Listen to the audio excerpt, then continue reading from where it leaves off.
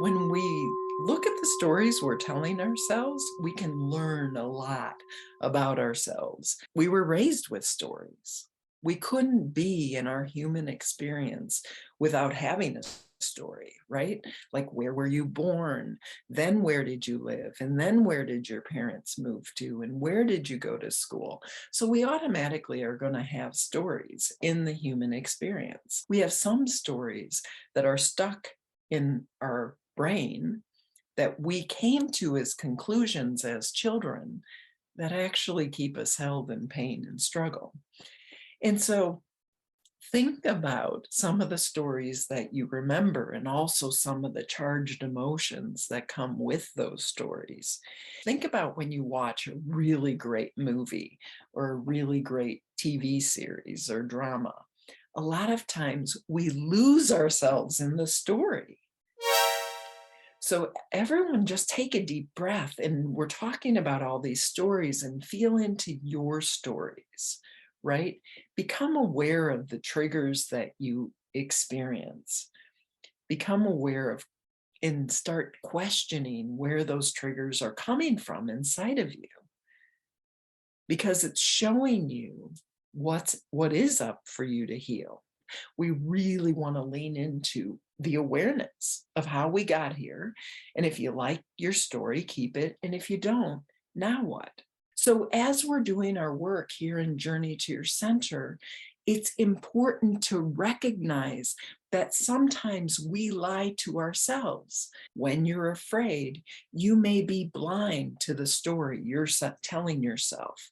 You may be blind to your own story. A client who I was working with saying to me when I handed him truth, he looked at me and he said, "Truth is so inconvenient." And my response to him was, "It sure is when we're trying to live a lie." Uh, And so being able to face it and see the truth of our stories instead of the story of, "Oh, I'm the victim. I want you to change so I don't have to." Consider how stories have influenced you. What were some of the stories that you took away from your childhood? We want to look at our stories to see where our limitations have been and what we can do to move beyond them. So, the stories, I'm not safe if I'm not problem solving or living through my brain. Yes, that's such a good one. The reality is, I used to live in my head. Why? Because as a child, if I lived in my heart, I was told I was wrong. I wasn't enough. If I had wants and needs, they weren't going to get met anyway. So I just started to deny that I even had them. I denied that I even wanted anything. So just take notes about what is my story, what was my experience. And then, oh, I love this one, the family story that teasing is love, right?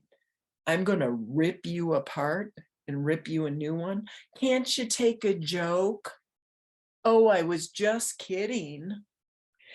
And feel into your body that story because this is a part of doing our work, right? The thaw, the trauma responses. Remember, my definition of trauma is anything that when it happened, your body couldn't process it. Think of a time from your childhood, an age, guess an age. And if you don't have an age, pick five. What's her story? Is she happy? Does she feel safe? What does your adult self want your inner child to know about her story? Because the beautiful thing is, you can rewrite your story. And it doesn't mean pretending that that shit didn't happen. But what it does mean is you get to hit rewind and press play, and you get to experience the story in real time, and you get to love her fiercely. And that's the healing. And a comment, it's interesting tuning into my 3-year old. I feel she's so terrified to feel what she feels. Yes, and often as children, we take on the energy of the household, right? So if the adults aren't honest in their own feelings, little kids take them on, or pets. So if we're not being honest about what's going on inside of us, children and pets will take on and express that energy. So right here and right now, allowing yourself to take in the words, even though my story was, and fill in the blank. Maybe the story was, I wasn't enough. I needed to do more. I wasn't lovable. I shouldn't have wants. I shouldn't have needs. So even though my story was, fill in the blank, I'm opening to love, value, and respect myself fully, right here and right now. I'm opening to love that little girl, that inner child, with my whole heart and soul. I give her permission to have wants, to have needs. And if someone else doesn't like it, tough noodles. They don't have to. They don't have to approve. And empower your inner child to have wants, to have needs, and tune in with her. So rubbing your hands together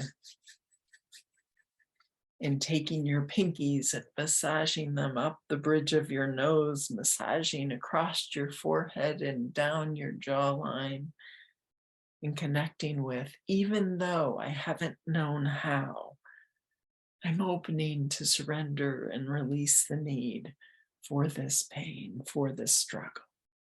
And instead of pretending that it isn't there and just trying harder, I'm opening to see the wisdom that is in the lesson so I can keep the lesson and finally let the trauma thaw so I can keep the lesson and let go of the pain and struggle.